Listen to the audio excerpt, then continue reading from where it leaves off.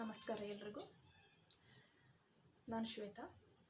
ಇವತ್ತು ಎಲ್ಲ ಸ್ಪರ್ಧಾತ್ಮಕ ಪರೀಕ್ಷೆಗಳಿಗೆ ಉಪಯುಕ್ತವಾಗುವಂತಹ ರಾಷ್ಟ್ರೀಯ ಮತ್ತು ಅಂತಾರಾಷ್ಟ್ರೀಯ ಪ್ರಚಲಿತ ವಿದ್ಯಮಾನಗಳ ಕುರಿತು ಒಂದಷ್ಟು ಮಾಹಿತಿಯನ್ನು ನಿಮ್ಮ ಜೊತೆ ನಾನು ಶೇರ್ ಮಾಡಿಕೊಳ್ತಾ ಇದ್ದೇನೆ. ಇದು ಆಗಸ್ಟ್ 1ರಿಂದ ಆಗಸ್ಟ್ 15ರ ಒಳಗೆ ನಡೆದಂಥ ಕೆಲವು ಘಟನೆಗಳ ಕುರಿತ ಮಾಹಿತಿಯಾಗಿರುತ್ತದೆ. ಹಾಗಾದರೆ ನೋಡೋಣ. ಇತ್ತೀಚೆಗೆ ಸುದ್ದಿಯಲ್ಲಿದ್ದಂಥ ಪ್ರಮುಖ ಯೋಜನೆ ಅಂತ ಹೇಳಿದರೆ ಪ್ರಾಜೆಕ್ಟ್ ಡಾಲ್ಫಿನ್ ಅನ್ನುವಂಥದ್ದು. ಗಂಗಾ ನದಿಯ ಡಾಲ್ಫಿನ್ ಮೀನುಗಳನ್ನು ಸಂರಕ್ಷಿಸುವಂತಹ ಮಹತ್ವಾಕಾಂಕ್ಷಿ ಯೋಜನೆ ಇದಾಗಿದೆ. ಯಾಕೆ ಗಂಗಾ ನದಿಯ ಡಾಲ್ಫಿನ್ ಮೀನುಗಳನ್ನು ಸಂರಕ್ಷಿಸಬೇಕು ಅಂತ ಹೇಳಿದರೆ, IUCN ಅಂದರೆ international union for conservation of nature ಅನ್ನೋ ಸಂಸ್ಥೆಯವರು ರೆಡ್ ಲಿಸ್ಟ್ ಅಂದರೆ ಕೆಂಪು ಪಟ್ಟಿಯನ್ನು ಬಿಡುಗಡೆ ಮಾಡ್ತಾರೆ. ಇದರಲ್ಲಿ ಪ್ರಪಂಚದಾದ್ಯಂತ ಇರುವ ಜೀವಸಂಕುಲದ ಸ್ಥಿತಿಗತಿಗಳ ಬಗ್ಗೆ ಅವರು ಮಾಹಿತಿಯನ್ನು ವಿವರಿಸ್ತಾರೆ. ಅದೇ ರೀತಿ ಯಾವ ಜೀವಿ ಅಳಿವಿನಂಚಿನಲ್ಲಿ ಇದೆಯೋ ಅಥವಾ ನಾಶವನ್ನು ಹೊಂದಿದೆಯೋ ಅಥವಾ ಅದನ್ನು ಸಂರಕ್ಷಿಸಲು ವಿಶೇಷ ಯೋಜನೆಗಳ ಅಗತ್ಯತೆ ಇದೆಯೋ ಅನ್ನೋ ಬಗ್ಗೆ ಸವಿಸ್ತಾರವಾದ ಒಂದು ರಿಪೋರ್ಟನ್ನು ಅದು ರೆಡಿ ಮಾಡುತ್ತೆ. ಸೊ ಈ ಸಂಸ್ಥೆಯ ರೆಡ್ ಲಿಸ್ಟಲ್ಲಿ ಈ ಡಾಲ್ಫಿನ್ ಮೀನು ಎಂಡೇಂಜರ್ಡ್ ಅಂದರೆ ಅಳಿವಿನಂಚಿನಲ್ಲಿರುವಂತಹ ಜೀವಸಂಕುಲಕ್ಕೆ ಸೇರಿದಾಗಿದೆ ಅಂತ ಘೋಷಿಸಿದೆ.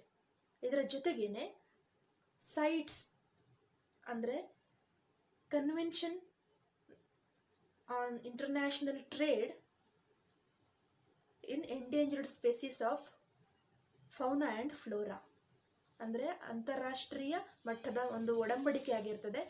ಈ ಒಡಂಬಡಿಕೆಯ ಪ್ರಕಾರ ಅಳಿವಿನಂಚಿನಲ್ಲಿರುವ ಯಾವುದೇ ಪ್ರಾಣಿ ಅಥವಾ ಪಕ್ಷಿಗಳನ್ನು ಒಂದು ದೇಶದಿಂದ ಇನ್ನೊಂದು ದೇಶದ ಜೊತೆಗೆ ಅಥವಾ ಅಂತಾರಾಷ್ಟ್ರೀಯ ಮಟ್ಟದಲ್ಲಿ ವ್ಯಾಪಾರ ಮಾಡುವುದನ್ನು ಇದು ನಿಷೇಧಿಸುತ್ತದೆ. ಅದರ ಜೊತೆಗೆ ಭಾರತದ್ದೇ ಆದಂಥ 1972ರ ವೈಲ್ಡ್ ಲೈಫ್ ಪ್ರೊಟೆಕ್ಷನ್ ಆ್ಯಕ್ಟ್ ಇದರಲ್ಲೂ ಕೂಡ ಇದು ಶೆಡ್ಯೂಲ್ 1 ಸ್ಥಾನಮಾನದಲ್ಲಿ ಈ ಡಾಲ್ಫಿನ್ ಮೀನುಗಳನ್ನು ಸೇರಿರುವಂಥದ್ದನ್ನು ನಾವು ನೋಡಬಹುದು. ಅಂದರೆ ಇಷ್ಟೆಲ್ಲ ಅಳಿವಿನಂಚಿನಲ್ಲಿ ಇರುವಂತಹ ಹಾಗೂ ಅದನ್ನು ಸಂರಕ್ಷಿಸಲೇಬೇಕಾದ ಅಗತ್ಯತೆ ನಮ್ಮ ದೇಶದ ಜನರಿಗೆ ಇರುವಂಥದ್ದು. ಹಾಗಾಗಿ ಪ್ರಾಜೆಕ್ಟ್ ಡಾಲ್ಫಿನ್ ಅನ್ನುವ ಮಹತ್ವಾಕಾಂಕ್ಷಿ ಯೋಜನೆಯನ್ನು ಭಾರತ ಸಿದ್ಧಪಡಿಸಿದೆ. ಅಷ್ಟೇ ಅಲ್ಲ, ಈ ಡಾಲ್ಫಿನ್ ಮೀನನ್ನು ನ್ಯಾಷನಲ್ ಅಕ್ವಾಟಿಕ್ ಎನಿಮಲ್ ಅಂದರೆ ರಾಷ್ಟ್ರೀಯ ಜಲಚರ ಪ್ರಾಣಿ ಅಂತ 2010ರಲ್ಲಿ ಇದನ್ನು ಘೋಷಣೆ ಮಾಡಿದೆ. ಭಾರತದಲ್ಲಿ ಕೇವಲ ಒಂದೇ ಒಂದು ಜೀವ ವೈವಿಧ್ಯ ಪ್ರದೇಶದಲ್ಲಿ ಇದಕ್ಕೊಂದು ಸ್ಯಾಂಕ್ಚುರಿಯನ್ನು ನಿರ್ಮಾಣ ಮಾಡಿದ್ದಾರೆ. ಅದು ಎಲ್ಲಿದೆ ಅಂತ ಹೇಳಿದರೆ ಭಾಗಲ್ಪುರ ಜಿಲ್ಲೆಯಲ್ಲಿದೆ. ಬಿಹಾರದ ಭಾಗಲ್ಪುರ ಜಿಲ್ಲೆಯಲ್ಲಿ ಗಂಗಾ ನದಿಯ ಡಾಲ್ಫಿನ್ ಮೀನುಗಳ ಸಂರಕ್ಷಣಾ ತಾಣ ಇರುವಂಥದ್ದು. ಇದು ಎಕ್ಸಾಮಲ್ಲಿ ಕೇಳಬಹುದು ನಿಮಗೆ.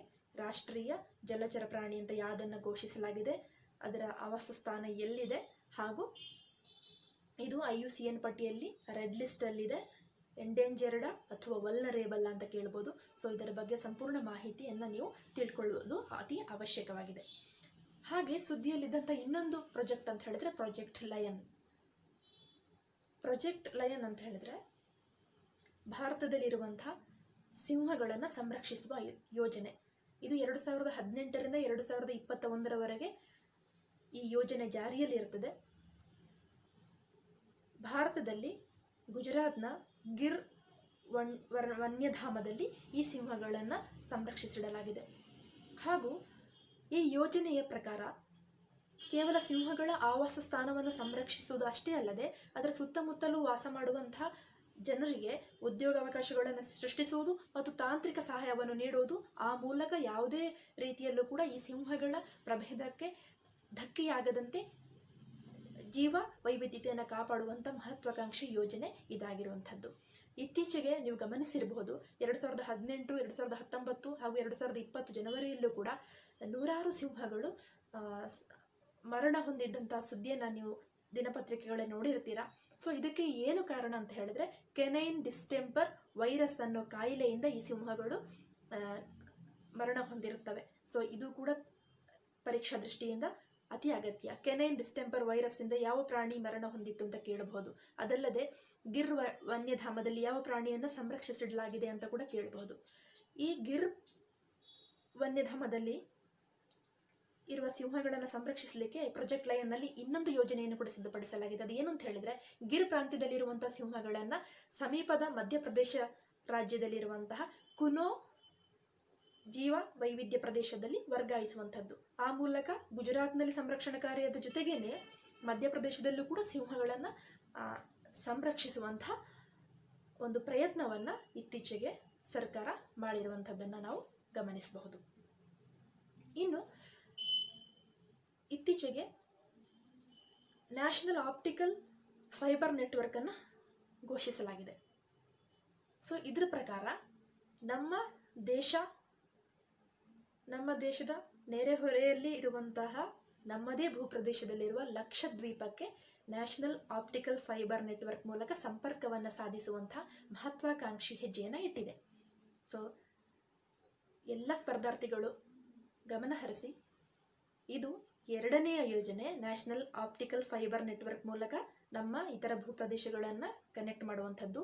ಹಾಗಾದರೆ ಮೊದಲ ಭೂಪ್ರದೇಶ ಯಾವುದು ಅಂತ ಕೇಳಿದರೆ, ಇದು ಚೆನ್ನೈ ಮತ್ತು ಪೋರ್ಟ್ ಬ್ಲೇರನ್ನು ಸಂಪರ್ಕಿಸಲಿಕ್ಕೆ ಮೊದಲ ಬಾರಿಗೆ ಆಪ್ಟಿಕಲ್ ಫೈಬರ್ ನೆಟ್ವರ್ಕ್ನ ವ್ಯವಸ್ಥೆ ಮಾಡಲಾಗಿತ್ತು. ಸೊ ಮೊದಲನೇದು ಚೆನ್ನೈ ಮತ್ತು ಪೋರ್ಟ್ ಬ್ಲೇರನ್ನು ಕನೆಕ್ಟ್ ಮಾಡಿದರೆ, ಇತ್ತೀಚೆಗೆ ಲಕ್ಷದ್ವೀಪದ ಜೊತೆಗೂ ಕೂಡ ನಾವು ನ್ಯಾಷನಲ್ ಆಪ್ಟಿಕಲ್ ಫೈಬರ್ ನೆಟ್ವರ್ಕ್ ಯೋಜನೆ ಮೂಲಕ ಸಂಪರ್ಕಿಸುವಂಥ ವ್ಯವಸ್ಥೆಯನ್ನು ಕಲ್ಪಿಸಲಾಗಿದೆ. ಅದೇ ರೀತಿ ಇತ್ತೀಚೆಗೆ ನಮ್ಮ ದೇಶದಲ್ಲಿ ನ್ಯಾಷನಲ್ ಡಿಜಿಟಲ್ ಹೆಲ್ತ್ ಮಿಷನ್ ಅನ್ನೋ ಕಾರ್ಯಕ್ರಮವನ್ನು ಹಮ್ಮಿಕೊಂಡಿದ್ದಾರೆ. ಈ ಯೋಜನೆಯ ಉದ್ದೇಶ ಏನು ಅಂತ ಹೇಳಿದರೆ, ಭಾರತದಲ್ಲಿ ವಾಸಿಸುವಂತಹ ಪ್ರತಿಯೊಬ್ಬ ಭಾರತೀಯನಿಗೂ ಕೂಡ ಒಂದು ಆರೋಗ್ಯದ ID ಕಾರ್ಡನ್ನು ಕೊಡುವಂಥದ್ದು. ಸೊ ಈ ID ಕಾರ್ಡ್ ಯಾಕೆ ಅಗತ್ಯ ಅಂತ ಹೇಳಿದ್ರೆ, ಇದರಲ್ಲಿ ಯಾವ ಮಾಹಿತಿಯನ್ನು ಅವರು ಇನ್ಕ್ಲೂಡ್ ಮಾಡಿದ್ದಾರೆ ಅನ್ನೋದನ್ನು ಕೂಡ ನಾವು ಗಮನ ಹರಿಸಬೇಕು. ಈ ID ಕಾರ್ಡಲ್ಲಿ ಪ್ರತಿಯೊಬ್ಬ ವ್ಯಕ್ತಿಗೂ ಸಂಬಂಧಪಟ್ಟಂಥ ವಿಶೇಷವಾದ ಮಾಹಿತಿಯನ್ನು ಅದರಲ್ಲಿ ಬರೆದಿರ್ತಾರೆ. ಅಂದರೆ ಆ ವ್ಯಕ್ತಿಗೆ ಸಂಬಂಧಪಟ್ಟಂಥ ಆರೋಗ್ಯದ ಸ್ಥಿತಿಗತಿ, ಹಾಗೂ ಯಾವುದಾದ್ರೂ ಆತ ಕಾಯಿಲೆಯಿಂದ ಬಳಲ್ತಾ ಇದ್ದಾನ, ಹಾಗೂ ಅವನಿಗೆ ಯಾವ ಥರದ ಟ್ರೀಟ್ಮೆಂಟ್ನ ಅವಶ್ಯಕತೆ ಇದೆ. ಸೊ ಇದೆಲ್ಲವನ್ನು ನೋಡಿದಾಗ ಭಾರತದಲ್ಲಿ ಹೆಲ್ತ್ ಕೇರಲ್ಲೂ ಕೂಡ ಎಫಿಷಿಯನ್ಸಿಯನ್ನು ನೋಡ್ಬೋದು, ನಾವು ಟ್ರಾನ್ಸ್ಪರೆನ್ಸಿಯನ್ನು ನಾವು ನೋಡಬಹುದು. ಈ ಯೋಜನೆ ಪ್ರಧಾನಮಂತ್ರಿ ಜನ ಆರೋಗ್ಯ ಯೋಜನೆ, ಅಥವಾ ನಾವು ಆಯುಷ್ಮಾನ್ ಭಾರತ್ ಅಂತ ಕರಿತೇವಲ್ವ, ಆ ಆಯುಷ್ಮಾನ್ ಭಾರತದ ಯೋಜನೆಯ ಅಡಿಯಲ್ಲಿ ಈ ನ್ಯಾಷನಲ್ ಡಿಜಿಟಲ್ ಹೆಲ್ತ್ ಮಿಷನ್ ಕೂಡ ಕಾರ್ಯವನ್ನು ನಿರ್ವಹಿಸ್ತದೆ. ಇನ್ನು ಸೃಜನ್, ಇದು SDA FD ಆಗಿರ್ಬೋದು ಅಥವಾ SSC ಎಕ್ಸಾಮ್ ತಗೊಳ್ಳೋ ಅವರಿಗೆ ಇಂಥ ಕ್ವಶನ್ಗಳು ಕೇಳ್ತಾರೆ. ಯಾವುದಾದ್ರೂ ಹೊಸ ಯೋಜನೆಗಳ ಹೆಸರನ್ನು ಕೊಡ್ತಾರೆ. ಸೊ ಈ ಯೋಜನೆಯಲ್ಲಿ ಒಳಗೊಂಡಿರುವ ಅಂಶಗಳು ಯಾವ್ದು ಅಂತ ನಾವು ಅದನ್ನು ಕಂಡು ಹುಡುಕಿ ಬರಿಬೇಕಾಗುತ್ತೆ. ಸೊ ಈ ಸೃಜನ್ ಅನ್ನೋ ಒಂದು ಯೋಜನೆ ಏನು? ಸೃಜನ್ ಅಂತ ಹೇಳಿದ್ರೆ ಇದೊಂದು ಆನ್ಲೈನ್ ಪೋರ್ಟಲ್, ಅಂದರೆ ನಮ್ಮ ಗೃಹ ಇಲಾಖೆಯಲ್ಲಿರುವಂಥ ಆನ್ಲೈನ್ ಪೋರ್ಟಲ್ ಸೃಜನ್. ಇದರಲ್ಲಿ ಏನೆಲ್ಲ ಮಾಹಿತಿ ಇದೆ ಅಂತ ಹೇಳಿದರೆ, ನಮ್ಮ ದೇಶದ ಗೃಹ ಇಲಾಖೆಯು ಯಾವೆಲ್ಲ ದೇಶಗಳಿಂದ ಯುದ್ಧ ಸಾಮಗ್ರಿಗಳನ್ನು ಅಥವಾ ಗೃಹ ಇಲಾಖೆಗೆ ಸಂಬಂಧಪಟ್ಟ ಮಿಲಿಟರಿಗೆ ಸಂಬಂಧಪಟ್ಟಂಥ ಸಾಮಗ್ರಿಗಳನ್ನು ಬೇರೆ ದೇಶದಿಂದ ಆಮದು ಮಾಡಿಕೊಳ್ತದೆ ಅನ್ನೋ ವಿಷಯವನ್ನು ಈ ಸೃಜನ್ ಪೋರ್ಟಲಲ್ಲಿ ಅವರು ಡಿಸ್ಪ್ಲೇ ಮಾಡ್ತಾರೆ. ಇದರಿಂದ ಏನು ಉಪಯೋಗ ಅಂತ ಹೇಳಿದ್ರೆ, ನಮ್ಮ ಸ್ಥಳೀಯವಾಗಿ ಉತ್ಪಾದನೆ ಮಾಡುವಂತಹ ಘಟಕಗಳು, ಈ ಸ್ಕಿಲ್ ಇಂಡಿಯಾ ಅಥವಾ ಮೇಕ್ ಇನ್ ಇಂಡಿಯಾ ಯೋಜನೆಗಳಾಗಿರ್ಬೋದು, ಸೊ ಹೊಸ ಫರ್ಮ್ಗಳು ಬರ್ತಾ ಇದ್ದ ಹಾಗೆ ಈ ಪೋರ್ಟಲ್ನಲ್ಲಿ ನೋಡಿ ನಮ್ಮ ದೇಶ ಬೇರೆ ದೇಶಗಳಿಗೆ ಡಿಪೆಂಡ್ ಆಗೋದರ ಬದಲು ನಾವೇ ಸ್ವತಃ ನಮ್ಮ ದೇಶದಲ್ಲೇ ಆಮದು ಮಾಡ್ತಿರುವಂಥ ವಸ್ತುಗಳನ್ನು ತಯಾರಿಸಿದರೆ ಭಾರತ ಇತರ ದೇಶಗಳಿಗೆ ಡಿಪೆಂಡ್ ಆಗೋದು ತಪ್ಪುತ್ತದೆ. ಹಾಗೂ ಇದು ಒಂದು ಸೆಲ್ಫ್ ರಿಲಯನ್ಸ್ ಆಗಿ ನಾವು ಬದುಕುವಂಥ ಒಂದು ದಾರಿ ಕೂಡ ಆಗಿದೆ. ಸೊ ಹಾಗಾಗಿ ಇದು ನಮ್ಮ ದೇಶದ ಇಂಡಿಜಿನೈಸೇಷನ್ ಆಫ್ ಡಿಫೆನ್ಸ್ ಪ್ರೊಡಕ್ಷನ್ಗೆ ಒಂದು ಮಹತ್ವಪೂರ್ಣವಾದ ಒಂದು ಸಹಕಾರ ಕೊಡ್ತದೆ ಅಂತ ನಾವು ತಿಳ್ಕೊಳ್ಬಹುದು. ಸೊ ಯಾವುದೇ ಕಾರಣಕ್ಕೂ ಸೃಜನ್ ಅನ್ನು ಮರಿಬೇಡಿ, ಇದು ಗೃಹ ಇಲಾಖೆಯ ಪೋರ್ಟಲ್ ಆಗಿರುವಂಥದ್ದು. ಇನ್ನು ನೆಕ್ಸ್ಟ್ ಅಮೃತನ್ ರ್ಯಾಂಕಿಂಗನ್ನು ಕೊಡುವಂಥದ್ದು. ಅಮೃತ್ ಯೋಜನೆ ಅಂದರೆ ಏನು? Ministry of housing and urban affairs ಇತ್ತೀಚೆಗೆ ಅಮೃತ್ ಸ್ಕೀಮಲ್ಲಿ ಯಾವ್ಯಾವೆಲ್ಲ ರಾಜ್ಯಗಳು ಪ್ರಥಮ ಸ್ಥಾನವನ್ನು ಪಡೆದಿದೆ ಅಥವಾ ರಾಜ್ಯಗಳ ಸ್ಥಾನಮಾನ ಯಾವುದು ಅನ್ನುವಂಥ ಕೆಲವು ರ್ಯಾಂಕಿಂಗ್ ಸಿಸ್ಟಮನ್ನು ಜಾರಿಗೊಳಿಸಿರುವಂಥದ್ದು. ಇದರ ಪ್ರಕಾರ Amrit Atal mission for rejuvenation and urban transformation scheme. ಈ ಸ್ಕೀಮಿನ ಅಂಡರಲ್ಲಿ ನಮ್ಮ ದೇಶದ ಒಡಿಶಾ ಪ್ರಥಮ ಸ್ಥಾನವನ್ನು ಪಡೆದಿರುವಂಥದ್ದು. ಬಹುಪಾಲು ಈ ಯೋಜನೆಗೆ ಒದಗಿಸಿದಂತಹ ಅಮೌಂಟಲ್ಲಿ 85% ಅವರು ನಗರ ಪ್ರದೇಶಗಳಿಗೆ ಶುದ್ಧ ಕುಡಿಯುವ ನೀರು, ಪೈಪ್ಡ್ ನೀರನ್ನು ಪೂರೈಕೆ ಮಾಡುವಂಥದ್ದು ಹಾಗೂ ಅತ್ಯುತ್ತಮವಾದ ಸಿವರೇಜ್ ಸಿಸ್ಟಮನ್ನು ಕೊಡುವ ಮೂಲಕ ಪ್ರಥಮ ಸ್ಥಾನವನ್ನು ಒಡಿಶಾ ಪಡ್ಕೊಂಡಿದೆ. ಹಾಗಾದರೆ ಸೆಕೆಂಡ್ ಯಾವುದು ಅಂತ ಕೇಳಿದರೆ ಛತ್ತೀಸ್ಗಢ, ಸೆಕೆಂಡ್ ತೆಲಂಗಾಣ, ಗುಜರಾತ್ ಹಾಗೂ ನಮ್ಮ ಕರ್ನಾಟಕ 3, 4, 5ನೇ ಸ್ಥಾನವನ್ನು ಪಡ್ಕೊಂಡಿರುವಂಥದ್ದು. ಸೊ ಈ ಅಮೃತ್ ಯೋಜನೆ, ಅದರ ವಿಸ್ತರಣೆ ರೂಪ ಹಾಗೂ ಇತ್ತೀಚೆಗೆ ಅಮೃತ್ ಯೋಜನೆ ಬಿಡುಗಡೆಗೊಳಿಸಿದ ರ್ಯಾಂಕಿಂಗ್ ಪಟ್ಟಿಯಲ್ಲಿ ಯಾವ ರಾಜ್ಯ ಪ್ರಥಮ ಸ್ಥಾನದಲ್ಲಿ ಇದೆ, ಈ ಪ್ರಶ್ನೆಗಳು ಕೂಡ ನಿಮಗೆ ಸ್ಪರ್ಧಾತ್ಮಕ ಪರೀಕ್ಷೆಗಳ ದೃಷ್ಟಿಯಿಂದ ಬಹಳ ಮಹತ್ವಪೂರ್ಣವಾಗಿವೆ. ಸೊ ಇನ್ನು ಸುರಕ್ಷಾ ಪೋರ್ಟಲ್ ಬಗ್ಗೆ ಮಾತನಾಡೋದಾಗಿದ್ರೆ, union ministry of environment, forest and climate change ಈ ಮಂತ್ರಾಲಯದವರು ವಿಶ್ವ ಆನೆಗಳ ದಿನ ಅಂದರೆ ಆಗಸ್ಟ್ 12 ವರ್ಲ್ಡ್ ಎಲಿಫೆಂಟ್ ಡೇ ಅಂತ ನಾವು ಕರಿತೇವೆ. ಈ ದಿನದಂದು ಸುರಕ್ಷಾ ಪೋರ್ಟಲನ್ನು ಅವರು ಬಿಡುಗಡೆ ಮಾಡಿದ್ದಾರೆ. ಸೊ ಈ ಪೋರ್ಟಲ್ಲಿ ಏನಿದೆ ಅಂತ ಹೇಳಿದ್ರೆ, ನಮ್ಮ ದೇಶದಲ್ಲಿರುವಂಥ ಆನೆಗಳ ವಾಸಸ್ಥಾನದ ಸ್ಥಾನಮಾನ ಯಾವ ರೀತಿಯಲ್ಲಿದೆ ಹಾಗೂ ಮನುಷ್ಯ ಮತ್ತು ಪ್ರಾಣಿಗಳ ನಡುವಿನ ಕಾನ್ಫ್ಲಿಕ್ಟ್ ಇರುವಂಥದ್ದು, ಸೊ ಅದನ್ನು ಯಾವ ರೀತಿ ತಡೆಗಟ್ಟಬೇಕು, ಅದು ಆನೆಗಳನ್ನು ಸಂರಕ್ಷಿಸುವಂಥ ಯೋಜನೆಗಳು ಸಮರ್ಪಕವಾಗಿ ಕಾರ್ಯನಿರ್ವಹಣೆ ಮಾಡುವಂಥ ಎಲ್ಲ ವಿಷಯಗಳನ್ನು ಕೂಡ ಈ ಪೋರ್ಟಲಲ್ಲಿ ನಾವು ನೋಡಬಹುದು. ಈ ಪ್ರಾಜೆಕ್ಟ್ ಎಲಿಫೆಂಟನ್ನು ಭಾರತ 1992ನೇ ಇಸವಿಯಲ್ಲಿ ಇದನ್ನು ಜಾರಿಗೊಳಿಸಿತು. ಇದರ ಪ್ರಕಾರ ಪ್ರತಿ 5 ವರ್ಷಗಳಿಗೊಮ್ಮೆ ನಮ್ಮ ದೇಶದಲ್ಲಿ ಆನೆಗಳ ಗಣತಿ ಕಾರ್ಯವನ್ನು ನಡೆಸ್ತಾ ಬರ್ತಾ ಇದ್ದಾರೆ. ಪ್ರತಿ 4 ವರ್ಷಗಳಿಗೊಮ್ಮೆ ನಮ್ಮ ದೇಶದಲ್ಲಿ ಹುಲಿ ಗಣತಿ ನಡೆಯುತ್ತೆ. ಸೊ ಆನೆಗಳ ಗಣತಿಯನ್ನು ಪ್ರತಿ 5 ವರ್ಷಗಳಿಗೊಮ್ಮೆ ಗಣತಿ ಕಾರ್ಯವನ್ನು ಮಾಡಿರುವಂಥದ್ದು. ಸೊ ಕೊನೆಯದಾಗಿ 2017ನೇ ಇಸವಿಯಲ್ಲಿ ನಮ್ಮ ದೇಶದಲ್ಲಿ ಆನೆ ಗಣತಿಯ ಕಾರ್ಯಕ್ರಮವನ್ನು ಮಾಡಲಾಗಿತ್ತು. ಸೊ ಇದರ ಪ್ರಕಾರ 29,964 ಆನೆಗಳು ನಮ್ಮ ದೇಶದಲ್ಲಿದೆ. ಇದರಲ್ಲೂ ಕೂಡ ದಕ್ಷಿಣ ಭಾರತದಲ್ಲಿ ಸುಮಾರು 14,000ಕ್ಕೂ ಹೆಚ್ಚಿನ ಆನೆಗಳನ್ನು ದಕ್ಷಿಣ ಭಾರತ ಹೊಂದಿರುವಂಥದ್ದನ್ನು ನಾವು ನೋಡಬಹುದು. ಇಲ್ಲಿ IUCN ಮತ್ತೊಮ್ಮೆ ನಾವು ಅದನ್ನು ತಿಳ್ಕೊಳ್ಬೇಕು. International union for conservation of nature ಈ ಸಂಸ್ಥೆಯ ರೆಡ್ ಲಿಸ್ಟ್ ಪಟ್ಟಿಯಲ್ಲಿ ಆಫ್ರಿಕನ್ ಆನೆಗಳನ್ನು ವಲ್ನರೇಬಲ್ ಅಂತ ಕನ್ಸಿಡರ್ ಮಾಡಿದರೆ, ಏಷ್ಯಾದಲ್ಲಿರುವಂತಹ ಆನೆಗಳನ್ನು ಎಂಡೇಂಜರ್ಡ್ ಲಿಸ್ಟ್ಗೆ ಇದು ಸೇರಿಸಿದೆ. ಅಂದರೆ ನಮ್ಮ ದೇಶದಲ್ಲಿರುವ ಎಲ್ಲ ಆನೆಗಳು ಕೂಡ ಅಳಿವಿನಂಚಿನಲ್ಲಿರುವಂಥದ್ದು. ಇದನ್ನು ಯಾವುದೇ ಕಾರಣಕ್ಕೂ ಬೇಟೆಯಾಡಬಾರದು. ಇದು ಶಿಕ್ಷಾರ್ಹ ಅಪರಾಧ ಕೂಡ ಆಗಿರುವುದರಿಂದ ಆನೆಗಳನ್ನು ಸಂರಕ್ಷಣೆ ಮಾಡುವುದು ಪ್ರತಿಯೊಬ್ಬ ನಾಗರಿಕನ ಕರ್ತವ್ಯ ಕೂಡ ಆಗಿರುವಂಥದ್ದು. ಸೊ ಇದೇ ಸಂದರ್ಭದಲ್ಲಿ ಎನಿಮಲ್ ವೆಲ್ಫೇರ್ ಆರ್ಗನೈಸೇಷನ್ ಅವರು ಒಂದು ರಿಪೋರ್ಟನ್ನು ಸಿದ್ಧಪಡಿಸ್ತಾರೆ. ಏನು ಅಂತ ಹೇಳಿದ್ರೆ, ಎಲಿಫೆಂಟ್ಸ್ ನಾಟ್ ಕಮೋಡಿಟೀಸ್ ಅಂತ. ಆನೆಗಳು ಇದು ಜೀವ ಇರುವಂಥ, ನಮ್ಮ ಹಾಗೆ ಉಸಿರಾಡುವಂಥ ಜೀವ ಸಂಕುಲ, ಇದು ವಸ್ತುವಲ್ಲ. ಇದನ್ನು ಬೇಟೆಯಾಡಬಾರದು ಅಥವಾ ಮನೋರಂಜನೆಗಾಗಿ ಇದನ್ನು ಬಳಕೆ ಮಾಡಬಾರದು. ಇದನ್ನು ಸಂರಕ್ಷಿಸೋದು ಪ್ರತಿಯೊಬ್ಬ ಮನುಷ್ಯನ ಕರ್ತವ್ಯ ಅಂತ ಇದರ ಪ್ರಕಾರ ನಾವು ತಿಳ್ಕೊಳ್ಬಹುದು. ಇನ್ನು ಆಗಸ್ಟ್ 12ರಂದು ಅಂತಾರಾಷ್ಟ್ರೀಯ ಯುವ ದಿನಾಚರಣೆಯನ್ನು ಆಚರಿಸ್ತಾರೆ. ಇಂಟರ್ನ್ಯಾಷನಲ್ ಯೂತ್ ಡೇ ಅಂತ. ಯುನೈಟೆಡ್ ನೇಷನ್ಸ್ ಮತ್ತು ಇತರ ಸಂಘಟನೆಗಳು ಅಂತಾರಾಷ್ಟ್ರೀಯ ದಿನವನ್ನು ಆಚರಿಸ್ತಾರೆ. ಸೊ ಮೊದಲ ಅಂತಾರಾಷ್ಟ್ರೀಯ ಯುವ ದಿನವನ್ನು 1990ರಲ್ಲಿ ಆರಂಭಿಸಲಾಯಿತು. ಈ ವರ್ಷ ಇದರ ಥೀಮ್ ಏನಾಗಿತ್ತು ಅಂತ ಹೇಳಿದ್ರೆ, youth engagement for global action. Global action ನಲ್ಲಿ ಯೂತ್ ಎಂಗೇಜ್ಮೆಂಟ್ ಯಾವ ರೀತಿ ಇರಬೇಕು, ಯಾವ ರೀತಿ ಯುವಕರು ಅಂತಾರಾಷ್ಟ್ರೀಯ ಮಟ್ಟದಲ್ಲಿ ವಿವಿಧ ಚಟುವಟಿಕೆಗಳಲ್ಲಿ, ವಿವಿಧ ಪ್ರಕ್ರಿಯೆಗಳಲ್ಲಿ ತೊಡಗಿಕೊಂಡು ಮುಂದುವರಿಬೇಕು ಅನ್ನೋದು ಈ ವರ್ಷದ ಥೀಮ್ ಆಗಿರುತ್ತೆ. ಇನ್ನು ನಮ್ಮ ರಾಷ್ಟ್ರೀಯ ಯೂತ್ ಡೇಯನ್ನು 12th ಜನವರಿಯಲ್ಲಿ ಆಚರಿಸ್ತೇವೆ. ಅಂತಾರಾಷ್ಟ್ರೀಯ ಯೂತ್ ಡೇ ಆಗಸ್ಟ್ 12 ಆಗಿದ್ದರೆ, ನಮ್ಮ ದೇಶದ ಯೂತ್ ಡೇಯನ್ನು 12th ಜನವರಿಯಲ್ಲಿ ಆಚರಣೆ ಮಾಡ್ತೇವೆ. ಇದನ್ನು ಪ್ರಥಮ ಬಾರಿಗೆ 1984ನೇ ಇಸವಿಯಲ್ಲಿ ಇದನ್ನು ಆಚರಿಸಲಾಯಿತು. ಇದು ಸ್ವಾಮಿ ವಿವೇಕಾನಂದ ಅವರ ಜನ್ಮ ದಿನಾಚರಣೆ ಕೂಡ ಆಗಿರುತ್ತೆ. ಇನ್ನು ಇತ್ತೀಚೆಗೆ ಸುದ್ದಿಯಲ್ಲಿದ್ದಂಥ ಇನ್ನೊಂದು ಪ್ರಮುಖ ವಿಷಯ ಅಂತ ಹೇಳಿದರೆ, ಸ್ಕೈ ರೂಟ್ ಏರೋಸ್ಪೇಸ್ ಸ್ಟಾರ್ಟಪ್. ಈ ಸ್ಕೈ ರೂಟ್ ಏರೋಸ್ಪೇಸ್ ಸ್ಟಾರ್ಟಪ್ ದೇಶದ ಪ್ರಥಮ ಖಾಸಗಿ ಅಪ್ಪರ್ ಸ್ಟೇಜ್ ರಾಕೆಟ್ ಇಂಜಿನನ್ನು ಟೆಸ್ಟ್ ಫೈರ್ ಮಾಡಿರುವಂಥದ್ದು. ಇದಕ್ಕೆ ಅವರು ನಮ್ಮ ದೇಶದ ಪ್ರಖ್ಯಾತ ವಿಜ್ಞಾನಿ ಸರ್ ಸಿ.ವಿ. ರಾಮನ್ ಅವರ ಹೆಸರನ್ನು ಕೊಟ್ಟಿದ್ದಾರೆ.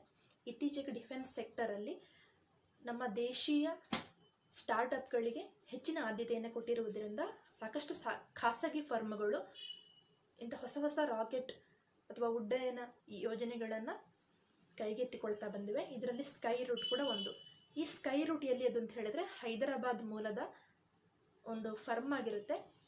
ಇದು ಇಸ್ರೋದಲ್ಲೇ ಕೆಲಸ ಮಾಡ್ತಿರುವಂತಹ ಪ್ರಮುಖ ವಿಜ್ಞಾನಿಗಳು ರಚಿಸಿರುವಂತಹ ಒಂದು ಖಾಸಗಿ ಏರೋಸ್ಪೇಸ್ ಸ್ಟಾರ್ಟಪ್ ಆಗಿರುತ್ತೆ. ಈ ಏರೋಸ್ಪೇಸ್ ಸ್ಟಾರ್ಟಪ್ 2021ನೇ ಇಸವಿಯಲ್ಲಿ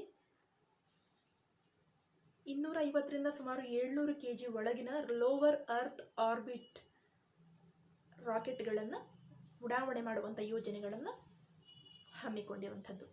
ಸೊ ನಿಮ್ಮ ಪರೀಕ್ಷಾ ದೃಷ್ಟಿಯಿಂದ ಕೆಲವು ಹೆಸರುಗಳನ್ನು ಕೊಡಬಹುದು. ಇದರಲ್ಲಿ ಯಾವುದು ಖಾಸಗಿ ಏರೋಸ್ಪೇಸ್ ಸ್ಟಾರ್ಟಪ್ ಆಗಿರುತ್ತೆ ಅಂತ ರೆಕಗ್ನೈಸ್ ಮಾಡಲಿಕ್ಕೆ ಹೇಳ್ಬೋದು. ಈ ಸ್ಕೈ ರೂಟ್ ಥರನೇ ಬೆಲ್ಲಾಟ್ರಿಕ್ಸ್ ಮತ್ತು ಅಗ್ನಿಕುಲ್ ಎನ್ನುವಂಥ ಖಾಸಗಿ ಸಂಸ್ಥೆಗಳು ಕೂಡ ಡಿಫೆನ್ಸ್ಗೆ ಸಂಬಂಧಪಟ್ಟಂತಹ ಸಾಧನಗಳನ್ನು ಉತ್ಪಾದನೆ ಮಾಡ್ತಾ ಇರುತ್ತೆ. ಇತ್ತೀಚೆಗೆ ಸುದ್ದಿಯಲ್ಲಿದ್ದಂಥ ಇನ್ನೊಬ್ಬ ವಿಶೇಷ ವ್ಯಕ್ತಿ ಅಂತ ಹೇಳಿದರೆ ಇವರು ಕಮಲಾ ಹ್ಯಾರಿಸ್. ಅಂದರೆ ಅಮೇರಿಕಾದಲ್ಲಿ ಸೆಪ್ಟೆಂಬರ್ 2020 ಅಂದರೆ ಸದ್ಯದಲ್ಲೇ ಪ್ರೆಸಿಡೆನ್ಷಿಯಲ್ ಎಲೆಕ್ಷನ್ ಜರುಗಲಿಕ್ಕಿದೆ. ಈ ಪ್ರೆಸಿಡೆಂಟ್ ಎಲೆಕ್ಷನಲ್ಲಿ ಡೊನಾಲ್ಡ್ ಟ್ರಂಪ್ ಅವರು ಆಲ್ರೆಡಿ ಇನ್ನೊಂದು ಸುತ್ತಿನಲ್ಲಿ ನಾನು ಸ್ಪರ್ಧೆ ಮಾಡ್ತೇನೆ ಅಂತ ಘೋಷಿಸಿದ್ದಾರೆ. ಸೊ ಅವರ ವಿರೋಧವಾಗಿ ಜೋ ಬಿಡೆನ್ ಅವರು ಅಧ್ಯಕ್ಷೀಯ ಚುನಾವಣೆಯ ಸ್ಪರ್ಧಾಳುವಾಗಿ ಕಣಕ್ಕಿಳಿಯಲಿಕ್ಕಿದ್ದಾರೆ. ಸೊ ಈ ಕಮಲಾ ಹ್ಯಾರಿಸ್ ಅವರನ್ನು ಜೋ ಬಿಡೆನ್ ಅವರು ಅಮೇರಿಕದ ಉಪಾಧ್ಯಕ್ಷ ಸ್ಥಾನದ ಅಭ್ಯರ್ಥಿಯಾಗಿ ಘೋಷಣೆಯನ್ನು ಮಾಡಿರುವಂಥದ್ದು. ಇದು ನಮ್ಮ ದೇಶದ ಪ್ರಚಲಿತ ವಿದ್ಯಮಾನಗಳ ದೃಷ್ಟಿಯಿಂದ ಯಾಕೆ ಪ್ರಮುಖ ಅಂತ ಹೇಳಿದರೆ, ಈ ಕಮಲಾ ಹ್ಯಾರಿಸ್ ಅವರು ನಮ್ಮ ದಕ್ಷಿಣ ಭಾರತದವರು, ಭಾರತೀಯ ಸಂಜಾತೆ ಮತ್ತು ಒಬ್ಬ ಭಾರತೀಯ ಸಂಜಾತೆ ಒಂದು ವೇಳೆ ಅಮೇರಿಕದ ಉಪಾಧ್ಯಕ್ಷೆಯಾಗಿ ಆಯ್ಕೆಗೊಂಡ್ರೆ ಇದೊಂದು ವಿಶೇಷ ಸಾಧನೆಯಾಗುತ್ತೆ. ಸೊ ಪ್ರಥಮ ಮಹಿಳೆ ಕೂಡ ಅವರು ಆಗ್ತಾರೆ, ಭಾರತ ಸಂಜಾತೆ ಪ್ರಥಮ ಮಹಿಳೆ ಕೂಡ ಆಗುವುದರ ಜೊತೆಗೆ ಅಮೆರಿಕ ಉಪಾಧ್ಯಕ್ಷ ಸ್ಥಾನಕ್ಕೆ ನಾಮಿನೇಟ್ಗೊಂಡಂಥ ಪ್ರಥಮ ಭಾರತೀಯ ಸಂಜಾತ ಮಹಿಳೆ ಕೂಡ ಇವರು ಆಗಿರುವಂಥದ್ದು. ಸೊ ಅಮೇರಿಕದ ಎಲೆಕ್ಷನ್ಗಳು ಅಲ್ಲಿ ನಮ್ಮಲ್ಲಿ ರಾಜ್ಯಸಭೆ ಮತ್ತು ಲೋಕಸಭೆಗೆ ಪ್ರತ್ಯೇಕವಾಗಿ ಚುನಾವಣೆಗಳು ನಡೆಯುವಂಥದ್ದನ್ನು ನೋಡ್ಬೋದು. ಆದರೆ ಅಮೇರಿಕದಲ್ಲಿ ಹೌಸ್ ಆಫ್ ರೆಪ್ರೆಸೆಂಟೇಟಿವ್ ಮತ್ತು ಸೆನೆಟ್ 2 ಸದನಗಳಿಗೂ ಕೂಡ ಸೈಮಲ್ಟೇನಿಯಸ್ ಆಗಿ ಅಲ್ಲಿ ಚುನಾವಣೆ ನಡೆಯುತ್ತೆ. ಸೊ ಒಬ್ಬ ಅಭ್ಯರ್ಥಿಯಲ್ಲಿ ಅಮೆರಿಕದ ಅಧ್ಯಕ್ಷನಾಗಿ ಆಯ್ಕೆ ಆಗಬೇಕು ಅಂತ ಹೇಳಿದ್ರೆ ಅವನಿಗೆ 35 ವರ್ಷ ವಯಸ್ಸಾಗಿರಬೇಕು. ಜೊತೆಗೆ ಅವನು ಅಮೇರಿಕದಲ್ಲಿ ಹುಟ್ಟಿರಬೇಕು, ಕನಿಷ್ಠ ಅಂದರೆ 14 ವರ್ಷಗಳ ಕಾಲ ಅಲ್ಲಿ ವಾಸಿಸಿರಲೇಬೇಕಾಗುತ್ತೆ. ಇದರ ಜೊತೆಗೆ ಅಲ್ಲಿ ಕೇವಲ 2 ಬಾರಿ ಮಾತ್ರ ಅಧ್ಯಕ್ಷನಾಗಿ ಆಯ್ಕೆಯಾಗುವಂಥ ಅವಕಾಶ ಅಲ್ಲಿ ಕಲ್ಪಿಸಲಾಗಿದೆ. ಹಾಗಾಗಿ ಜಾರ್ಜ್ ಬುಷ್ ಆಗಿರ್ಬೋದು, ಬರಾಕ್ ಒಬಾಮಾ ಆಗಿರ್ಬೋದು 2ನೇ ಬಾರಿ ಸ್ಪರ್ಧೆ ಮಾಡಲಿಕ್ಕೆ ಆಸಕ್ತಿ ಇದ್ದರೂ 3ನೇ ಬಾರಿ ಸ್ಪರ್ಧೆ ಮಾಡಲಿಕ್ಕೆ ಆಸಕ್ತಿ ಇದ್ದರೂ ಕೂಡ ಅವರು 2ನೇ ಬಾರಿಗಷ್ಟೇ ಅಧ್ಯಕ್ಷರಾಗಿ ಆಯ್ಕೆಯಾಗಿ ಅವರು ಆ ಹುದ್ದೆಯನ್ನು ತ್ಯಜಿಸಿರುವಂಥದ್ದನ್ನು ನಾವು ಗಮನಿಸಿರಬಹುದು. ಇನ್ನು ಟ್ರೈಬಲ್ ಮ್ಯೂಸಿಯಮ್ಮನ್ನು ಸಂಸ್ಥಾಪನೆ ಮಾಡುವಂಥದ್ದು 2016ರಲ್ಲಿ ಭಾರತದಲ್ಲಿ ಒಂದು ಶುರುವಾಗಿರುವಂತಹ ಯೋಜನೆ. ಸೊ ಇತ್ತೀಚೆಗೆ ಒಂದು ಅನೌನ್ಸ್ಮೆಂಟ್ ಆಯಿತು. ಏನಂತ ಹೇಳಿದ್ರೆ 2022ನೇ ಇಸವಿಯ ಒಳಗೆ ಎಲ್ಲ 9 ಟ್ರೈಬಲ್ ಮ್ಯೂಸಿಯಂಗಳನ್ನು ಕೂಡ ನಾವು ಕಂಪ್ಲೀಟ್ಗೊಳಿಸ್ತೇವೆ ಅಂತ. ಸೊ ನಿಮಗೆ ಪರೀಕ್ಷಾ ದೃಷ್ಟಿಯಿಂದ ಹೊಂದಿಸಿ ಬರೆಯಿರಿ ಅಂತ 4-5 ರಾಜ್ಯಗಳ ಹೆಸರನ್ನು ಕೊಟ್ಟು ಕೆಲವು ಟ್ರೈಬಲ್ ಮ್ಯೂಸಿಯಂನ ಹೆಸರನ್ನು ಕೂಡ ಕೊಡಬಹುದು. ಹಾಗಾಗಿ ಇದನ್ನು ನೀವು ಬಹು ಎಚ್ಚರಿಕೆಯಿಂದ ಓದಬೇಕಾಗುತ್ತೆ. ಅತಿ ದೊಡ್ಡ ಟ್ರೈಬಲ್ ಮ್ಯೂಸಿಯಮನ್ನು ಗುಜರಾತ್ನ ರಾಜ್ಪಿಪ್ಲಾದಲ್ಲೇ 102 ಕೋಟಿ ಯೋಜನೆಯನ್ನು ಇಟ್ಕೊಂಡು ಅಲ್ಲಿ ರಚಿಸಲಾಗುತ್ತೆ. ಅತಿ ದೊಡ್ಡ ಟ್ರೈಬಲ್ ಮ್ಯೂಸಿಯಂ ಇಲ್ಲಿ ನಿರ್ಮಾಣ ಮಾಡಲಾಗುತ್ತೆ.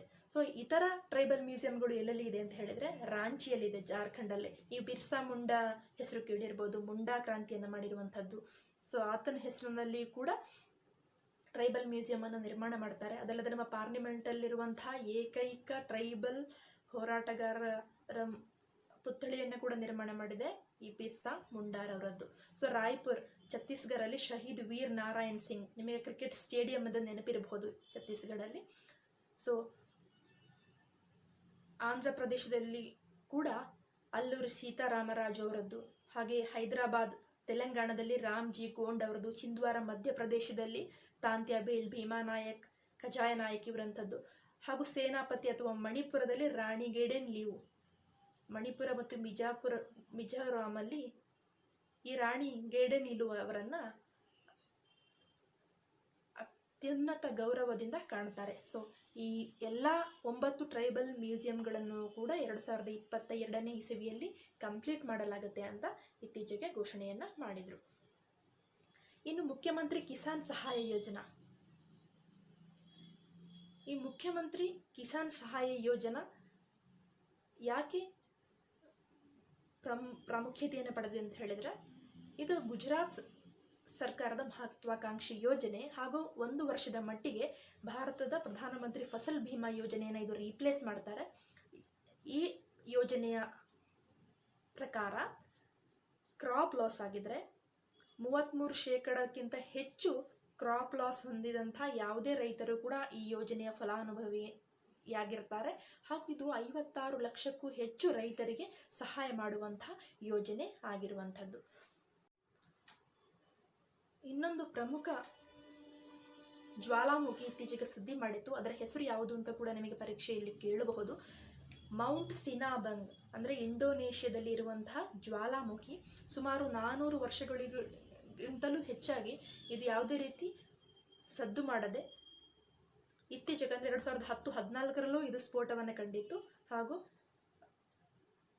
ಇತ್ತೀಚೆಗೆ ಈ ಮೌಂಟ್ ಸಿನಾಬಂಗ್ ಪ್ರಾಂತ್ಯದಲ್ಲಿ ತೀವ್ರತರವಾದ ಜ್ವಾಲಾಮುಖಿಯ ಸ್ಫೋಟವನ್ನು ನಾವು ನೋಡಿದ್ದೇವೆ. ಯಾಕೆ ಇಂಡೋನೇಷ್ಯಾ ಪ್ರಾಂತ್ಯದಲ್ಲಿ ಹೆಚ್ಚು ಜ್ವಾಲಾಮುಖಿಗಳನ್ನು ನಾವು ನೋಡ್ಬೋದು ಅಂತ ಹೇಳಿದ್ರೆ, ಇಂಡೋನೇಷ್ಯಾ, ಫಿಲಿಪೈನ್ಸ್ ಮತ್ತು ಆಸ್ಟ್ರೇಲಿಯಾದ ಉತ್ತರ ಭಾಗದಲ್ಲಿ ರಿಂಗ್ ಆಫ್ ಫೈರ್ ಅಂತ ಕರೀತಾರೆ. ಅಂದರೆ ಆ ಪ್ರದೇಶದಲ್ಲಿ ಸುತ್ತಮುತ್ತಲೂ ಹಲವಾರು ಜ್ವಾಲಾಮುಖಿಗಳು ಹುಟ್ಟಿಕೊಳ್ತವೆ. ನಿರಂತರವಾಗಿ ಈ ಜ್ವಾಲಾಮುಖಿಗಳಿಂದ ಹಲವಾರು ದೇಶಗಳು ತೊಂದರೆಗೆ ಒಳಗಾಗಿರುವಂಥದ್ದು ನಾವು ನೋಡಿದ್ದೇವೆ. ಇಲ್ಲಿ 120ಕ್ಕೂ ಹೆಚ್ಚು ಆಕ್ಟಿವ್ ವಲ್ಕಾನೋಗಳನ್ನು ನಾವು ನೋಡಬಹುದು. ಇದು ಸುಮಾತ್ರದ ಉತ್ತರ ಭಾಗದಲ್ಲಿರುವಂಥದ್ದು ಇಂಡೋನೇಷ್ಯಾದಲ್ಲಿ ಮೌಂಟ್ ಸಿನಾಬಂಗ್ ಅನ್ನೋದು. ನಿಮಗೆ ಪರೀಕ್ಷಾ ದೃಷ್ಟಿಯಿಂದ ಇಲ್ಲಿ 2 ಪ್ರಶ್ನೆಗಳನ್ನು ಕೇಳಬಹುದು. ಪೆಸಿಫಿಕ್ ರಿಂಗ್ ಆಫ್ ಫೈರ್ ಅಂದರೆ ಏನು? ಈ ಜಿಯೋಗ್ರಫಿ ಓದ್ತಾ ಇರುವಾಗ ಇಂಥ ವಿಷಯಗಳನ್ನೆಲ್ಲ ನೀವು ಗಮನ ಹರಿಸಬೇಕಾಗತ್ತೆ. ಕೇವಲ ಯಾವೆಲ್ಲ ವಲ್ಕಾನಗಳು ಆಕ್ಟಿವ್ ಆಗಿದ್ದಾವೆ, ಡಾರ್ಮೆಂಟ್ ಆಗಿದ್ದಾವೆ ಅಂತ ಓದುವುದರ ಜೊತೆಗೆ ಇತ್ತೀಚೆಗೆ ಯಾವುದಾದ್ರೂ ಜ್ವಾಲಾಮುಖಿ ಸ್ಫೋಟಗೊಂಡಿದೆಯಾ ಅಂತ ನೀವು ನೋಡಬಹುದು. ಅಥವಾ ಜ್ವಾಲಾಮುಖಿಗಳು ಹೇಗೆ ಹುಟ್ಟಿಕೊಳ್ತವೆ, ಯಾವ ಪ್ರಾಂತ್ಯದಲ್ಲಿ ಜಾಸ್ತಿ ಜ್ವಾಲಾಮುಖಿಗಳು ಬರುತ್ತೆ ಅನ್ನೋದನ್ನು ಕೂಡ ನೀವು ತಿಳ್ಕೊಳ್ಬೇಕು. ಸೊ ಮೌಂಟ್ ಸಿನಾಬಂಗ್ ಇತ್ತೀಚೆಗೆ ಸ್ಫೋಟಗೊಂಡಂತಹ ಜ್ವಾಲಾಮುಖಿ. ಸೊ ನಮ್ಮ ದೇಶದಲ್ಲಿ ಯಾವುದಾದ್ರೂ ಜ್ವಾಲಾಮುಖಿ ಇದೆ ಅಂತ ಹೇಳಿದ್ರೆ ಖಂಡಿತವಾಗ್ಲೂ ಇದೆ. ಭಾರತದಲ್ಲಿರುವ ಏಕೈಕ ಆಕ್ಟಿವ್ ವಲ್ಕಾನೋ ಇರುವಂಥದ್ದು ಬೇರನ್ ಐಲ್ಯಾಂಡಲ್ಲಿ, ಅಂದರೆ ಅಂಡಮಾನ್ ಪ್ರಾಂತ್ಯದ ಬೇರನ್ ದ್ವೀಪದಲ್ಲಿ ಏಕೈಕ ಜೀವಂತ ವಲ್ಕಾನೋವನ್ನು ನಾವು ಕಾಣಬಹುದು. ಇನ್ನು ನೆಕ್ಸ್ಟ್, ವಾರ್ ಮೆಮೋರಿಯಲ್ ಅನ್ನು ಒಂದು ದೇಶ ಸ್ಥಾಪನೆ ಮಾಡುವ ಹಂತದಲ್ಲಿದೆ. ಇದು ಯಾವುದು ಅಂತ ಕೇಳಿದ್ರೆ, ನಮ್ಮ ದೇಶದ ಸೈನಿಕರು 1971ನೇ ಇಸವಿಯಲ್ಲಿ ಬಾಂಗ್ಲಾ ವಿಮೋಚನೆಗಾಗಿ ಹೋರಾಟ ಮಾಡಿರುವಂಥದ್ದು. ಅಲ್ಲಿ ವೀರ ಮರಣವನ್ನು ಅಪ್ಪಿದ ನಮ್ಮ ದೇಶದ ಸೈನಿಕರಿಗಾಗಿ ಬಾಂಗ್ಲಾದೇಶ ವಿಶೇಷ ಅಭಿಮಾನದಿಂದ ಅವರಿಗೊಂದು ವಾರ್ ಮೆಮೋರಿಯಲ್ ಅನ್ನು ಸ್ಥಾಪನೆ ಮಾಡ್ತಾ ಇದೆ. ಸೊ ಇದು 2 ದೇಶಗಳ ನಡುವಿನ ಬಾಂಧವ್ಯವನ್ನ ಇನ್ನೂ ಹೆಚ್ಚಿನ ಎತ್ತರಕ್ಕೆ ಕೊಂಡೊಯ್ಯಲಿಕ್ಕೆ ಒಂದು ಸ್ನೇಹದ ದ್ಯೋತಕವಂತ ಕೂಡ ನಾವು ಇದನ್ನ ಕರಿಬಹುದು. ಇನ್ನು ಮುಂದಿನ ಪ್ರಚಲಿತ ಘಟನೆ ಏನು ಅಂತ ಹೇಳಿದ್ರೆ, the khadi and village industries commission, ಭಾರತದ ಖಾದಿ ಮತ್ತು ಗ್ರಾಮೀಣಾಭಿವೃದ್ಧಿ ಕಮಿಷನ್ ಅವರು ಅರುಣಾಚಲ ಪ್ರದೇಶದಲ್ಲಿ ಪ್ರಥಮ ಸಿಲ್ಕ್ ಪ್ರೊಡಕ್ಷನ್ ಸೆಂಟರ್ ಮತ್ತು ಟ್ರೈನಿಂಗ್ ಸೆಂಟರ್ ಅನ್ನ ತೆರೆದಿದ್ದಾರೆ. ಇದರ ಲಾಭ ಏನು ಅಂತ ಹೇಳಿದ್ರೆ, ಅರುಣಾಚಲ ಪ್ರದೇಶದಲ್ಲೂ ಕೂಡ ದೇಶದಲ್ಲಿ ಎಲ್ಲ ಕಡೆ ಇರುವಂತಹ, ಅಂದರೆ ಎಲ್ಲೆಲ್ಲಿ ಸಿಲ್ಕ್ ಪ್ರೊಡಕ್ಷನ್ ನಡೀತಾ ಇದೆಯೋ ಅಲ್ಲಿ 4 ಪ್ರಮುಖ ಸಿಲ್ಕ್ ವೆರೈಟೀಸ್ ಅನ್ನು ನಾವು ನೋಡಬಹುದು. ಮಲ್ಬೆರಿ ಸಿಲ್ಕ್, ಏರಿ ಸಿಲ್ಕ್, ಮುಗಾ ಸಿಲ್ಕ್ ಮತ್ತು ತಾಸಾರ್ ಸಿಲ್ಕ್. ಈ 4 ಸಿಲ್ಕ್ಗಳು ಕೂಡ ಅರುಣಾಚಲ ಪ್ರದೇಶದಲ್ಲಿ ಹೇರಳವಾಗಿ ಬೆಳೀತಾ ಇರೋದ್ರಿಂದ ಅಲ್ಲಿ ವಿಶೇಷವಾಗಿ ಟ್ರೈಬಲ್ ಪ್ರಾಂತ್ಯದಲ್ಲಿ ಟ್ರೈನಿಂಗ್ ಸೆಂಟರನ್ನು ತೆರೆಯುವುದರ ಮೂಲಕ ಅಲ್ಲಿನ ವ್ಯಾಪಾರ ಅಭಿವೃದ್ಧಿ ಆಗುವುದರ ಜೊತೆಗೆ ನಮ್ಮ ದೇಶದ ರಫ್ತು ಚಟುವಟಿಕೆಗಳಿಗೂ ಕೂಡ ಅನುಕೂಲವಾಗುವ ರೀತಿಯಲ್ಲಿ ಈ ಸೆಂಟರನ್ನು ಸ್ಥಾಪನೆ ಮಾಡುವಂಥ ಉದ್ದೇಶ. ಇನ್ನು ಇತ್ತೀಚೆಗೆ ಕೆಲವರು ವ್ಯಕ್ತಿಗಳು ನ್ಯೂಸಲ್ಲಿದ್ದರು. ಅದು ಯಾರು ಅಂತ ಹೇಳಿದ್ರೆ, ಕೀತ್ ರೌಲೆ ಅಂದರೆ ಟ್ರಿನಿಡಾಡ್ ಮತ್ತು ಟೊಬ್ಯಾಗೊ ದೇಶದ ಪ್ರಧಾನಮಂತ್ರಿಗಳು ಕೀತ್ ರೌಲೆ ಅನ್ನುವರು ಪುನಃ ಮರುಚುನಾವಣೆಯಲ್ಲಿ ಅವರೇ ಜಯಶಾಲಿಯಾಗಿ ಬಂದಿದ್ದಾರೆ. ಸೊ ಮತ್ತೊಂದು ಅವಧಿಗೂ ಕೂಡ ಅವರು ಅಲ್ಲಿನ ಪ್ರಧಾನಿಯಾಗಿ ಮುಂದುವರಿಯಲಿದ್ದಾರೆ. ಅದರ ಜೊತೆಗೆ ನಮ್ಮ ನೆರೆಯ ಶ್ರೀಲಂಕಾ ದೇಶದಲ್ಲಿ ಮಹಿಂದ ರಾಜಪಕ್ಷ ಅವರು ಕೂಡ ಹೊಸ ಪ್ರಧಾನಮಂತ್ರಿಯಾಗಿ ಅವರು ಆಯ್ಕೆಗೊಂಡಿದ್ದಾರೆ. ಇದರ ಮೂಲಕ ಕಳೆದ 50 ವರ್ಷಗಳಿಂದಲೂ ರಾಜಕೀಯದಲ್ಲಿರುವಂತಹ ಮಹಿಂದ ರಾಜಪಕ್ಷ ಅವರ ಆಡಳಿತವನ್ನು ನಾವು ಮುಂದಿನ ದಿನಗಳಲ್ಲಿ ಕಾಣಬಹುದು. ಇನ್ನು controller and auditor general chief, ಇದು ನಿಮಗೆ ಸ್ಪರ್ಧಾತ್ಮಕ ಪರೀಕ್ಷೆಯ ದೃಷ್ಟಿಯಿಂದ ಮರೆಯಲೇಬಾರದಂಥ ಒಂದು ಪ್ರಮುಖ ಪ್ರಚಲಿತ ವಿದ್ಯಮಾನ. ಕಂಟ್ರೋಲರ್ ಆ್ಯಂಡ್ ಆಡಿಟರ್ ಜನರಲ್ ಭಾರತದಲ್ಲಿ ನಮ್ಮ ಜಮ್ಮು ಕಾಶ್ಮೀರದ ಮಾಜಿ ಲೆಫ್ಟಿನೆಂಟ್ ಗವರ್ನರ್ ಆಗಿರುವಂತಹ ಗಿರೀಶ್ ಚಂದ್ರ ಮುರ್ಮು ಅವರು ನಮ್ಮ ದೇಶದ ಕಂಟ್ರೋಲರ್ ಮತ್ತು ಆಡಿಟರ್ ಜನರಲ್ ಆಫ್ ಇಂಡಿಯಾ ಆಗಿ ಅಪಾಯಿಂಟ್ ಆಗಿದ್ದಾರೆ. ಸೊ ಇದರ ಮೂಲಕ ಭಾರತದ ಪ್ರಥಮ ಬುಡಕಟ್ಟು ಪ್ರದೇಶದ ವ್ಯಕ್ತಿ ಅಥವಾ ಟ್ರೈಬಲ್ ಪರ್ಸನ್ ದೇಶದ ಅತ್ಯುನ್ನತ ಹುದ್ದೆಯನ್ನು ಅಲಂಕರಿಸುವುದರ ಮೂಲಕ ಪ್ರಸಿದ್ಧಿಯನ್ನು ಪಡೆದಿದ್ದಾರೆ. ಇತ್ತೀಚೆಗೆ ರಾಮನಾಥ್ ಕೋವಿಂದ್ ಅವರು ಇವರಿಗೆ ಪ್ರಮಾಣ ವಚನವನ್ನು ಬೋಧಿಸಿರುವಂಥದ್ದು. ಅದೇ ರೀತಿ ಇತ್ತೀಚೆಗೆ ಲೆಬನಾನ್ ದೇಶದಲ್ಲಿ ಅಮೋನಿಯಂ ನೈಟ್ರೇಟ್ ಸ್ಫೋಟಗೊಂಡು ಹಲವಾರು ಅನಾಹುತಗಳು ಸಂಭವಿಸಿದ್ದವು. ಮೊದಲೇ ಕಷ್ಟದಲ್ಲಿದ್ದಂತಹ ಲೆಬನಾನ್ ದೇಶಕ್ಕೆ ವಿಶ್ವಸಂಸ್ಥೆಯವರು $15 ಮಿಲಿಯನ್ ದೇಣಿಗೆಯಾಗಿ ನೀಡುವುದರ ಮೂಲಕ ಆ ದೇಶದ ಸಂರಕ್ಷಣೆ ಮತ್ತು ಇದೊಂದು ರಿಲೀಫ್ ಫಂಡ್ ಕೊಡುವ ಮೂಲಕ ಆ ದೇಶದಗೆ ಸಹಕಾರವನ್ನು ನೀಡಿರುವುದನ್ನು ನಾವು ಗಮನ ಹರಿಸಬಹುದು. ಇನ್ನು ನಮ್ಮ ದೇಶದಲ್ಲಿ ಸ್ನೋ ಲೆಪರ್ಡ್ ಕನ್ಸರ್ವೇಷನನ್ನು ಸ್ಥಾಪನೆ ಮಾಡಲಾಗುತ್ತೆ. ಅದು ಎಲ್ಲಿ ಅಂತ ಹೇಳಿದ್ರೆ ಉತ್ತರಾಖಂಡಲ್ಲಿ ಭಾರತದ ಪ್ರಥಮ ಹಿಮಚಿರತೆಯ ಸಂರಕ್ಷಣಾ ತಾಣವನ್ನು ಉತ್ತರಾಖಂಡ್ ರಾಜ್ಯದಲ್ಲಿ ನಿರ್ಮಾಣ ಮಾಡಲಾಗುತ್ತೆ. ಇದು ಯುನೈಟೆಡ್ ನೇಷನ್ಸ್ ಡೆವಲಪ್ಮೆಂಟ್ ಪ್ರೋಗ್ರಾಮ್ ಅಂಡರಲ್ಲೂ ಕೂಡ ಬರುತ್ತೆ. ಹಿಮಚಿರತೆಗಳು ಹಿಮಾಲಯ ಪ್ರಾಂತ್ಯದಲ್ಲಿ ಕಾಣಸಿಗ್ತವೆ ಹಾಗೂ ಅಳಿವಿನ ಅಂಚಿನಲ್ಲಿ ಇರೋದ್ರಿಂದ ಇದನ್ನು ಸಂರಕ್ಷಣಾ ಕಾರ್ಯವನ್ನು ಕೈಗೊಳ್ಳುವುದು ಕೂಡ ನಮ್ಮ ದೇಶದ ಪ್ರಮುಖ ಕರ್ತವ್ಯ. ಇನ್ನು ಸುದ್ದಿಯಲ್ಲಿದ್ದಂಥ ಪ್ರಮುಖ ವಿಷಯ ಅಂತ ಹೇಳಿದರೆ the planet hunter of NASA TESS ಅಂದರೆ ಟ್ರಾನ್ಸಿಟಿಂಗ್ ಎಕ್ಸ್ಪ್ಲಾನೆಟ್ ಸರ್ವೆ ಸ್ಯಾಟಲೈಟ್. ಇದು ನಾಸಾದ ಪ್ಲಾನೆಟ್ ಹಂಟರ್ ಅಂತ ಕರೀತಾರೆ. ಇದು ಸುಮಾರು 66 ಹೊಸ ಎಕ್ಸೋ ಪ್ಲಾನೆಟ್ಗಳನ್ನು ಕಂಡುಹಿಡಿದಿರುವಂಥದ್ದು. ಇದು ಏರಿಯಾ ನೋಡಿದ್ರೆ ಕೆಪ್ಲರ್ ಮಿಷನ್ಗಿಂತಲೂ ಕೂಡ ವಿಸ್ತಾರವಾದ ಪ್ರದೇಶಗಳನ್ನು ಇದು ಕವರ್ ಮಾಡಿದೆ.